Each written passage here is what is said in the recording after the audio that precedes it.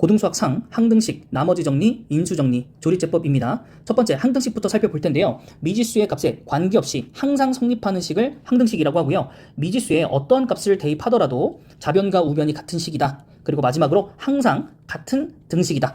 이렇게 얘기할 수 있겠습니다. 예를 들면 아래 나와 있는 다항식처럼 문자를 포함하는 등식에서 그 문자에 어떤 값을 대입하더라도 항상 성립하는 등식입니다. 그래서 예를 들어서 x에 0을 집어넣으면 전부 다 0이 나오고요. x에 만약 1을 집어넣으면 1 곱하기 2 더하기 1 곱하기 3이 돼서 결과는 5가 나올 텐데 우변도 계산해보면 1 곱하기 2 더하기 3이기 때문에 5로 값이 같습니다. 그래서 결국 좌변과 우변이 같다라는 뜻을 가지고 있습니다.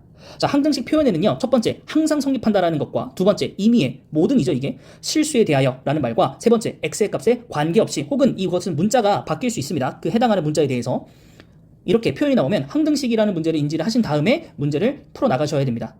자, 세 번째 항등식의 미정계수법이라는 게 나와 있는데요. 첫 번째 수치대입법입니다. 두 번째 계수비교법입니다. 자, 수치대입법은 이름에서 알다시피 수치를 대입하는 방법입니다. 그래서 미지수에 여러 값을 대입하여서 미정계수를 구하는 겁니다. 미지수가 한 개라면 숫자를 하나만 대입해도 되지만 미지수가 두 개라면 두 개 정도는 대입해야 되고요. 미지수가 세 개면 세 개 정도는 대입해봐야 식이 세 개 나오기 때문에 해결할 수 있습니다. 또한 계수비교법은 계수를 비교하는 것이기 때문에 항등식을 정리하고 좌변과 우변의 계수를 비교해서 똑같이 만들어주는 작업을 하시면 될 것 같습니다. 자, 그러면 예시를 통해서 한번 1번, 2번을 제가 풀고요. 그 밑에 있는 문제는 여러분이 풀고 수업 시간에 답을 맞춰보도록 하겠습니다. 자, 첫 번째는요. 아주 이쁘게 항등식이 이렇게 항으로 잘 분리되어 있습니다. 2차 끼리 그리고 상수항끼리. 그래서 2차의 계수인 a 플러스 b와 5가 같은 값이 나와야 되고요. 그 다음에 상수항인 a 마이너스 b와 1이 같은 값이 나와야 됩니다. 그래서 이 두 개의 식이 나왔기 때문에 직감적으로 중학교 때 배웠던 연립방정식을 이용해서 풀어야겠구나. 그래서 a의 값은 3이 나오고요. 그래서 b의 값은 2가 나오게 되어야 합니다.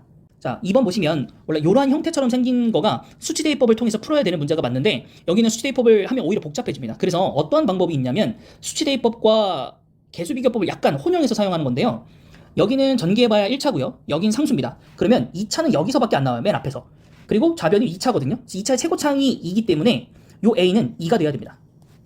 이해되셨죠? 네. 그 다음엔 제가 b의 값과 c의 값만 알면 되기 때문에 x에 마이너스 2를 집어넣겠습니다. 그러면 좌변부터 계산하면 8, 마이너스 6, 마이너스 5 될 거고요. 네, 마이너스 2를 계산하면 2 곱하기 마이너스 3 곱하기 마이너스 5가 되고 여기는 마이너스 2를 집어넣으면 0이 됩니다. 그럼 플러스 c 이렇게 되겠죠. 그래서 좌변 다시 한번 계산해 주시면 마이너스 3이 되고 그 다음 이쪽은 30이 되겠죠. c가. 그래서 c는 마이너스 33이 나옵니다. 자, 그리고 이제 마지막으로 b는 어떻게 구하냐? b는 이제 상수항만 전개하면 좌변은 5일 텐데 우변은 a하고 요거랑 이렇게 곱해버리면 6이 나오겠죠.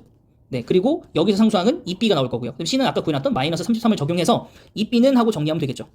그래서 마이너스 11에다가 넘기면 22가 되니까 b값은 11이 이렇게 나오게 됩니다. 그래서 수치 대입법과 약간의 계수 비교법을 혼용해서 문제를 풀 수도 있다. 네, 이렇게까지 말씀드리고요. 그 다음에 밑에 문제는 이따가 수업 시간에 맞춰보도록 하겠습니다. 자, 이제 나머지 정리에 대해서 알아보도록 하겠습니다. 다항식 fx를 1차식 x-알파로 나누었을 때의 몫을 qx라고 하고 나머지를 r이라고 하면 다음이 성립을 합니다. 그래서 fx는 x-알파 곱하기 qx 더하기 r 이렇게 쓰는데요. 이 등식은 x에 대한 항등식이므로 양변에 x에 알파를 대입할 수 있습니다. 알파를 대입하면 이 식은 0이 되고요. 그렇기 때문에 qx가 곱해진 상황이라 이 전체가 0이 됩니다. 그래서 x에 알파를 넣은 f 알파는 나머지 r과 같다라는 식이 생성이 됩니다. 그래서 이게 바로 나머지 정리고요. 보시면 알겠지만 x에 숫자를 하나 대입했을 뿐인데 나머지를 바로 구할 수 있다는 거예요. qx를 모르고도. 그래서 우리는 나머지를 구하고 싶을 때 쓰는 게 나머지 정리다. 이렇게 기억하시면 되겠고요. 또 한 가지 1차식으로 나눌 때만 사용할 수 있습니다. 이해되셨죠? 네. 그래서 다음 예시를 보시면 다항식 fx가 있는데 1차식으로 나눠서 나머지를 각각 구해달라고 했습니다. 그래서 x-3으로 나눈다면 우리가 식으로 적자면 fx는 x-3으로 나누면 몫이 존재할 건데 나머지는 상수 r이었겠다. 그럼 난 r을 구하고 싶으면 어떻게 해야 되느냐? x에 3을 집어넣어서 f3 값을 구하면 바로 그게 나머지였다라는 거죠. 그래서 마이너스 27 플러스 27 그럼 0대 사라질 거고요. 마이너스 12 플러스 5를 해주게 되면 나머지는 마이너스 7이었다라는 걸 알 수 있겠고요. 그 다음에 x 플러스 1을 나눴을 때 나머지가 궁금하면 이제 앞으로 나중에는 요 식을 생략할 겁니다. 근데 처음이니까 한번 쓰도록 할게요. 그래서 내가 나머지 r을 구하고 싶다는 얘기는 x 자리에 마이너스 1을 갖다 놓고 계산을 하자라는 거죠. 그래서 이렇게 마이너스 1을 집어넣고 계산을 하면 정답은 13이 된다. 이렇게 알 수 있겠습니다. 그리고 요 2번을 여러분들 푸셔서 우리가 교실에 와서 한번 맞춰보도록 하겠습니다. 자, 다음은 인수정리입니다. 자, 인수정리. 다항식 fx에서 f알파는 0이라면 나머지 정리에 의해서 fx를 1차식 x-알파로 나눴을 때 나머지가 0이었다. 즉 fx는 1차식 x-알파로 나누어 떨어진다. 거꾸로 fx가 x-알파로 나누어 떨어진다면 f-알파는 0이다. 이상을 정리한 것이 인수정리입니다. 자, 이렇게만 읽으면 감이 잘 안 오시죠? 이런 거네요. 식으로 쓴다면 fx를 x-알파로 나눴을 때 qx가 올 텐데 이때 나머지가 0이니까 더하기 0을 쓸 필요가 없겠죠. 네, 그래서 이것과 f-알파는 0이다 라는 게 같은 개념이라는 거예요. 그래서 앞으로 f의 얼마로는 0이 됐다? 아, 그러면 그거를 0으로 만드는 1차식은 fx를 나눠줄 수 있겠구나 라고 생각하는 거죠. 예를 들어서 f1이 0이라고 한다면 어떠한 그 fx는 x-1로 나눌 수 있겠구나. 그때 몫이 있고 나눠 떨어지니까 나머지는 0이겠구나. 이거를 알 수 있다라는 겁니다. 조금 더 돌려서 얘기하면 이것을 인수로 가질 수 있는 겁니다. 우리가 인수분해라고 배워봤기 때문에. 이해되셨죠? 자, 그러면 밑에 다항식 px가 있는데 이것을 x-3으로 나누어 떨어지도록 이라고 했으니까 아, 너로 나누어 떨어지도록 이면 f, 아니죠, 여기는 p죠. p, 3값은 0이었겠구나 라는 의미를 알아들으시라는 겁니다. 그래서 3을 집어넣으면 27, 마이너스 18, 플러스 a는 0이고 이때 a 값은 마이너스 9였다. 이렇게 얘기할 수 있는 겁니다. 이해되셨죠? 자, 그러면 이 밑에 문제는 여러분이 푸셔서 교실에서 또 맞춰보도록 하겠습니다. 자, 이제 조리제법에 대해서 한번 알아보도록 하겠습니다. 다항식 3x의 세제곱 마이너스 4x의 제곱 플러스 2x 마이너스 5를요 1차식 x-2로 나누면 다항식의 직접 나눗셈에 의해서 몫은 3x의 제곱 플러스 2x 플러스 6이고 나머지는 7이다 라는 것을 알 수 있습니다. 하지만 아래 나와 있는 것처럼 굉장히 긴 식을 거친 후에 도출되는 결과물들인데요.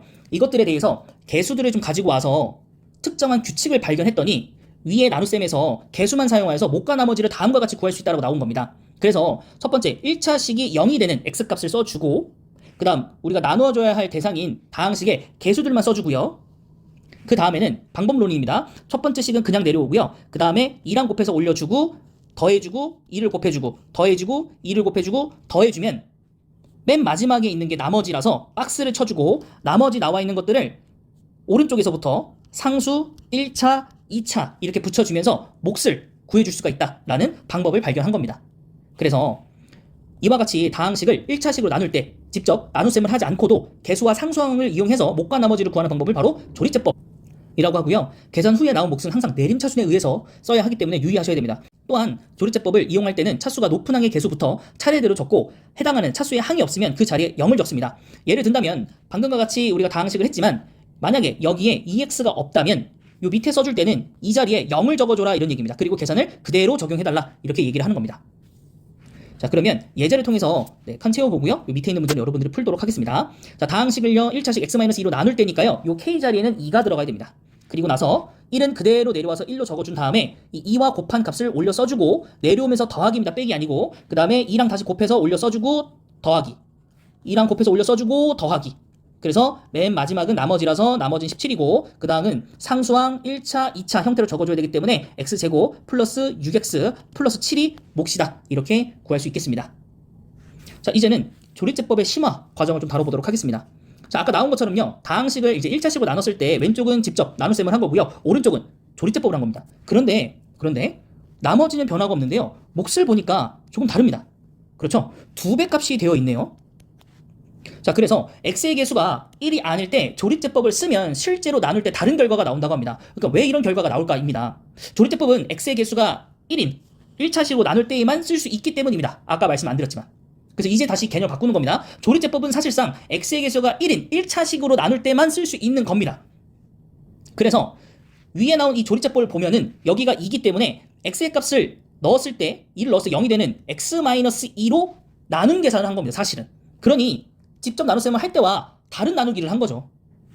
그렇다면 1이 아닌 경우에는 과연 조리제법을 쓸 수 없을까요? 그래서 우리가 다항식의 나눗셈 심화 개념을 이용해서 이 문제를 해결할 수 있습니다. 다항식 fx를 x 플러스 a분의 b로 나눌 때 몫이 qx, 나머지가 r이라고 하면 다항식 fx를 ax 플러스 b로 나눌 때 나눈 몫은 a분의 1 qx, 나머지는 r이다 라고 얘기할 수 있습니다. 자, 식으로 표현해보면 fx를 x 플러스 a분의 b로 나누면 몫이 존재하고 나머지가 이렇게 있을 텐데 이 같은 식을 우리가 ax 플러스 b로 나눈다면 몫자리와 나머지 자리가 있을 텐데 위식과 아래식은 항등식이므로 나머지는 그대로 r이 들어가고요. 결과물이 이렇게 나와야 되기 때문에 여기에서 a분의 1을 곱해준 몫이 나와야 된다. 이런 겁니다. 이해되셨죠? 즉 다항식 2x제곱 마이너스 6x 플러스 8을 x-2로 나눈 몫이 2x-2이고 나머지가 4이면 다시 이것을 fx라고 놓고요. x-2로 나눴을 때 몫이 2x-2고 나머지가 4라면 실제로 우리가 나눴어야 되는 건 fx를 2x-4로 나눠야 하니까 나머지는 그대로 4고요. 목 자리에 있는 2배만큼을 앞으로 보내주고 몫은 2로 나눠준 x-1이 되어줘야 된다는 얘기입니다. 이해되셨죠? 그래서 제가 최초에 1강에서 말씀드렸던 것처럼 다항식의 나눗셈, 심화 개념이 중요했습니다. 자, 이제 예시를 통해서 마지막으로 한 번 더 정리하고 이제 강의를 마무리해 보도록 하겠습니다. 자, 조리제법을 이용하라고 했으니까 개수들을 차례대로 써주고요. 그 다음에 2x-를 0으로 만들어준 x값 2분의 1을 써줍니다. 그리고 첫 번째는 그냥 내려오고요. 2분의 1과 곱한 다음에 위에서 아래로 내려오면서 더하기 하고 곱한 값 써주고 더해주고 곱한 값 써주고 더해줍니다. 그리고 칸막이를 쳐줍니다. 그러면 나머지는 변화가 없습니다. 하지만 우리가 몫을 구한 건 2x의 제곱 플러스 2일 텐데 이것을 뭘로 나눈 거라고요? x-2로 나누었을 때의 몫이기 때문에 우리가 실제로 구했어야 할 2x-1로 나누는 값은 지금 여기가 gx라고 한다면 여기가 2gx가 된 거기 때문에 이 q가 그냥 q가 오면 안 되고 2분의 1q가 와야 되는 겁니다. 그래서 x제곱 플러스 1이 바로 우리가 구해야 되는 몫이었다라는 겁니다. 혹시나 이 개념이 이해가 안 되시는 분들은 다항식의 연산 개념 중에서 제일 마지막 파트의 개념을 다시 한번 학습하길 바랍니다. 네, 그리고 밑에 있는 문제를 풀고 교실에서 다시 한번 설명해 드리도록 하겠습니다.